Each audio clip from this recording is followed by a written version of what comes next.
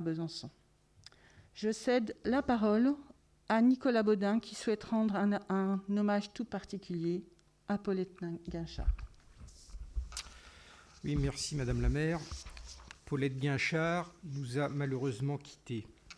Je retiendrai plusieurs choses de son message politique, à la fois son intérêt très tôt pour l'environnement, ancienne appellation de l'écologie, mais également son engagement pour l'intercommunalité, ce qui à l'époque était précurseur pour une élue de la ville de Besançon. Je retiendrai surtout le fait qu'elle nous ait ouvert les yeux sur la vieillesse, sujet qui jusqu'alors était un sujet tabou dans notre société.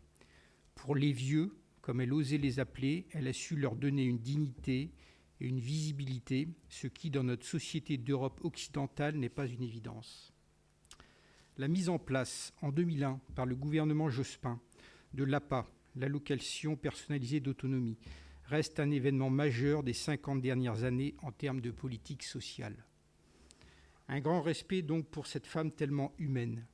Le choix de sa mort aura été un ultime geste politique, nous interrogeant collectivement sur ce débat de la fin de vie.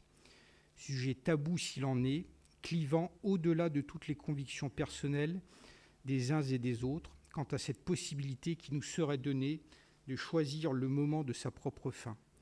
Ce sujet est un sujet de fond et peut-être pas uniquement un problème de loi, mais de lecture au cas par cas.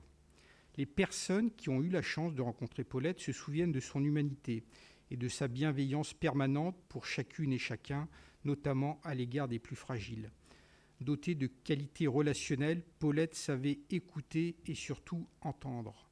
L'empathie la caractérisait, elle aimait très sincèrement les gens. Sa vie aura été celle de combat, d'abord pour l'écologie, ensuite pour le droit des femmes et enfin pour les personnes âgées, pour que la perte d'autonomie soit la plus douce possible pour les personnes. Je sais que la municipalité actuelle aura à cœur de dédier rapidement son nom à un lieu symbolique de son action. Pour reprendre les propos d'un autre bisontin illustre, Victor Hugo, rien de ce qui était humain ne lui était étranger.